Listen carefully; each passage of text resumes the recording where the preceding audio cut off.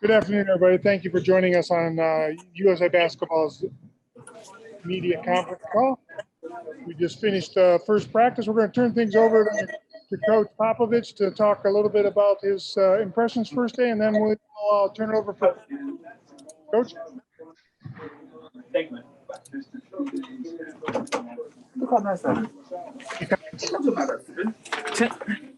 I am. You want to make any general comments? Okay. Let's go to questions.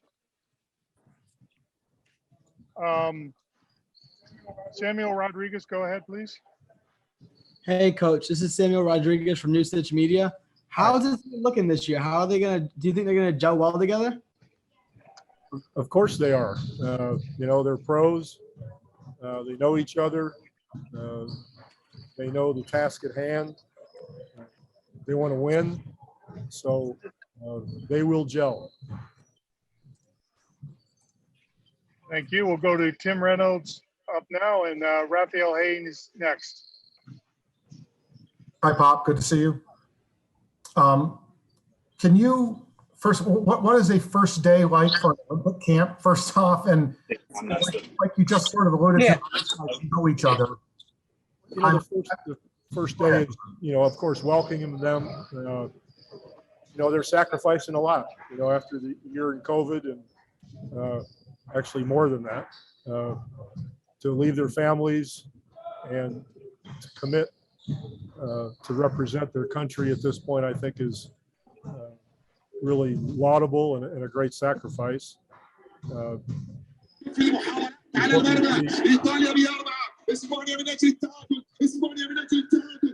know what that noise is. I don't know if you guys hear it.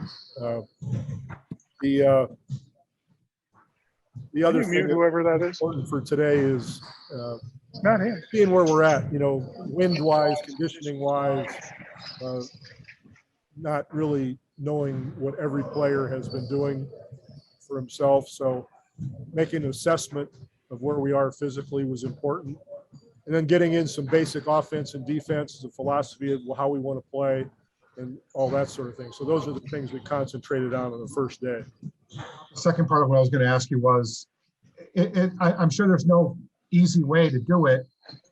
These guys, yes, they know each other, but you're going to need great chemistry to accomplish what you want to accomplish. How do you sort of fast track that process and make these individuals a team? Thank you. Well, one way, I hope to do that is to make sure everyone understands the competition. Having a healthy respect for the wonderful European teams is important because there are a lot of very good teams and they get better every year. They've been playing together for many years, as we all know. They execute really well. And the first step is that respect for the opponent, which will not be hard to get across to our players. After that, we go to work, skip no steps, and make sure that we keep it simple but efficient and effective. Trying to invent the wheel will not work. We've got to take advantage of their abilities, their strengths, and play together, play for each other with one thought in mind. And that's winning the whole deal. Hey, Coach Pop, this is Raphael from the three-point conversion. Coach, with today's NBA, how the last 4 to 5 years is more of more versatility than it has been. And we don't necessarily play the, big man like we did in the past. Do you think that bode well for this Olympic team now that you're playing in this competition and you're used to the type of style? I think so. All the other teams outside the country, they're all much more versatile also. There are people that are exceptions. A guy like Jokic who can shoot threes and he can play on the block. There aren't really that many people like that in the world. The game has, progressed, whether for good or bad, to the point where that versatility is on every team. It's not a down low, inside out game anymore. It's perimeter oriented. And quick, Thank you, just Coach. a We'll quick go- follow-up. Sure. Oh, I'm sorry. No, A go quick ahead. follow-up. I was going to ask, what have you taken from each year you've been here from 2002 to now that you can say, okay, now I'm using this today to help me? Well, it begins with, as I mentioned earlier, a true, healthy, honest respect for the fact that these teams are really good. They're talented. They have more NBA players every year. They're wonderfully coached. There's so many good coaches. They've been running what they do for many years together. They're a family. It's important to them. So that is the very first and most important step to getting it done. After that, playing for each other, sharing the basketball, no one trying to be a hero will work best against the foreign teams. We'll go Joe Bardone next, and then Mike Finger. Hi, Pop. Hi.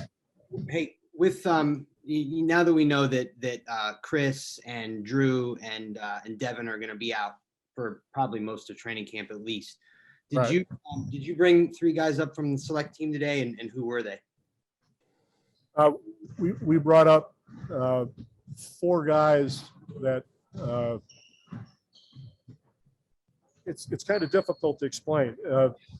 They're not really on the select team, but they're guys that have played in the league or overseas that have the ability to stay with us as we move along to Tokyo, where the select team players can't do that, if that makes any sense. And Sean Ford can give you a better answer, but that's basically the deal. So I'll just leave it at that. Okay, and then 11 of the 12 guys are coming off of great years for sure, and then Kevin Love isn't, but he's here, and obviously he's got a skill set that fits with what you guys want to do. But what was it for you that you wanted him to be on board? You just mentioned his versatility. First of all, he's been there before. It gives us a player who's been through it. And his skill set is such that he can rebound, he can step out as a 5-man and shoot the 3. And that really gives us another tool that we can use. You're right. We all know he didn't have a great year, but he's worked diligently to get his body ready for this. He wanted to do it badly, and we have a need for his skills. So we thought he was a perfect person to, play against people like Gobert to get them out of the lane. Because as you know, there's no defensive 3 seconds and the lanes are packed. So spreading the court is very important. And depending on what happens in a game like that, he could be very valuable. Hey, Pop, it's Mike Finger. I was just thinking, going back at least a couple of years, we were asking you on a daily basis how often you thought about putting this team together and how much it was on your mind. I'm wondering, now that you're finally coaching it, how close is it to what you were expecting? And just talk about that whole process of how long it took to put this together. Well, the credit for putting it together, goes to Jerry Colangelo and Sean Ford. They're the ones that are making all the phone calls, and I was intimately involved in, expressing the people that I would like to have on the team. But it's taken all that time, those years, to do that, because you never know what's going to happen with injuries or people's interests changing or their family situations where they might not be able to come. and it's on your mind on a daily basis, not just who's going to be on the team, but what your philosophy should be. And I knew that, and if I didn't know it, Coach K made sure that I know it, because he said it was the same way for him. You can't help but think about it every day. While your regular season is going on, you still think about this because it's a huge responsibility, and it's something you want to remember as a positive for the rest of your life. And when that was on your mind at your other job, the last couple of years, it seems like long-term development has been a big objective with the Spurs. In this case, I'm assuming that's different when you're trying to win a gold medal next month. How different is that approach than now as opposed to what you've been doing with them? Well, I mean, you're right. With your NBA team, you got young kids and haven't been in college very often. Need more discipline, need more skill work, that kind of thing. But these guys are already there. They are, bona fide, big time players. So they're not here to develop their individual games. They're here to come together, become a team, fall in love as quickly as possible, and want it as badly as foreign teams want it. Thank you, Pop. Thanks. You're welcome. Go to Zora Stevenson and then to John Corrales. Hi, Coach. I want to pick your brain on something real quick. When the team was announced, Jerry was talking about the differences in the international game versus the NBA and a lot of the rules and the timing. One thing he mentioned was just having less time in the game, 40 minutes versus 48 minutes, and less time for runs and to come back if you get down. So what's the importance of just like getting out to a good start in a game? It's huge, especially the first and third quarters. But you can't have a bad quarter. In the NBA, you can do that. But those last 8 minutes are really important. And, sometimes that's where talent takes over in the last 8 minutes. But in a 40-minute game, there are many fewer possessions. So your turnovers become more important.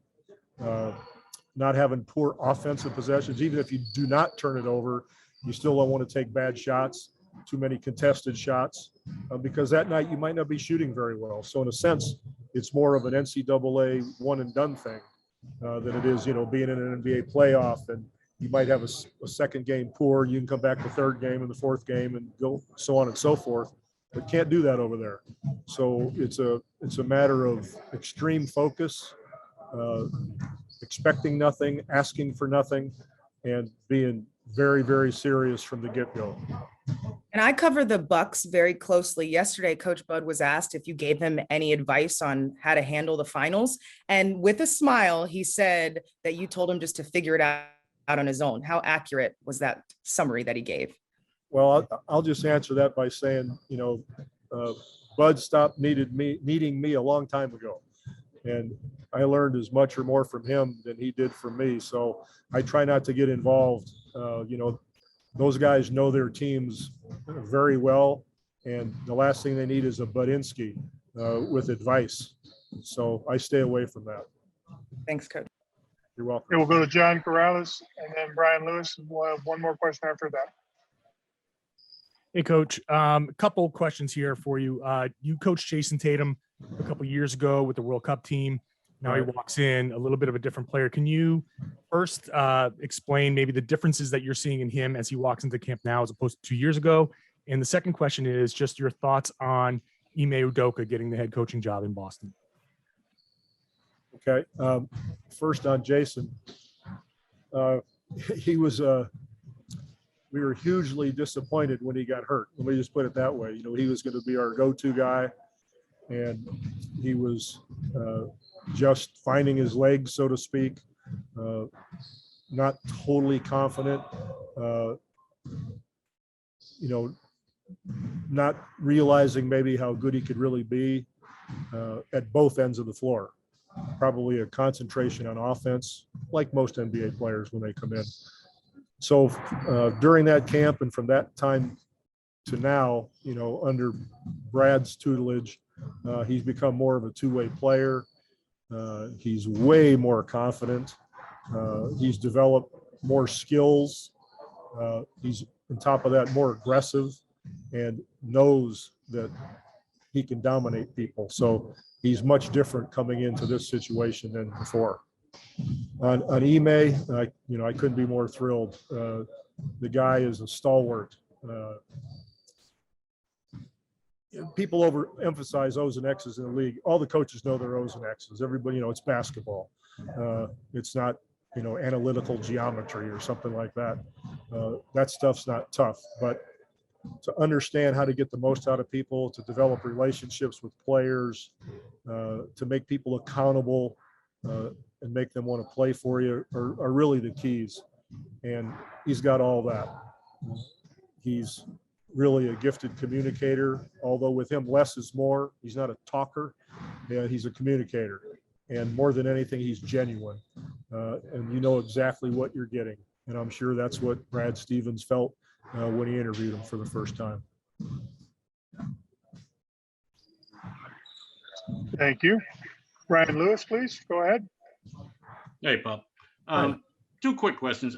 With the obviously a gold medal is obviously the end game here, but I'm just curious. A side effect is often, recruiting in here. Players, kind of planting seeds for super teams down the line. I mean, do you expect to see some of that going on or coming out of this Olympic experience? And secondly, with drilling back down on Kevin Love, I mean, he's not a young developing kid. Can he actually get a tangible benefit out of this experience, whether that's, sharpness or conditioning or kind of getting back to what he was, the kind of seasons he would like to have? Can he benefit for that and get back to that and give that to Cleveland next year or anybody else that trades for him? Sure. Well, the second part of the question about Kevin, absolutely. Absolutely. We're going to work his ass off here, next 4 or 5 weeks and demand a lot. And that's going to definitely get him back, into the rhythm he needs to be in to continue to play. And I think that's one of the big reasons he wanted to do this, so that he can get himself back to who he was. And, we need his experience and his skills, as I said. And we'll be playing a lot of teams that, have people that are a little bit older and experienced. It's a more rough and tumble, more physical game over there. And he fits that very well. The first part of your question, whatever players might talk about, or, you mentioned super teams. It doesn't even cross my radar screen. I'm not in those conversations with them. They're going to have whatever conversations they're going to have about whatever they want in the whole wide world. It's none of my business. Thank you. Thanks, Coach. Final question for Coach will be from Dan Wolke. All right, Pop. Good to see you, first of all. You kind of mentioned sacrifice and stuff like that. I think if Kevin Durant had said you said I mentioned sacrifice. What? Oh, the sacrifice kind of required. Right. If Kevin had said to you, Kevin Durant had said, coming off the Achilles and stuff like that and playing into the, 7 games in the second round, like, I don't think I can do it. I don't think anybody would have faulted him. What does it just sort of say to his commitment, especially kind of considering that, this is a group of mostly first-time guys that he wants to be here and be a part of this? Right. Well, first of all, if he said no, I would have begged, cried, done anything I could to change his mind. That's pretty obvious. But what it says about him, number one, is that he loves the game. He really loves to play basketball. He loves to win. He loves the camaraderie. He wants to be part of this all the time, as we all know. And that's his motivation. At the core, that's what he loves to do. And luckily for all of us, that's who he is. So it's a testament to his character and just desire to be part of a team and have a challenge and seek the success.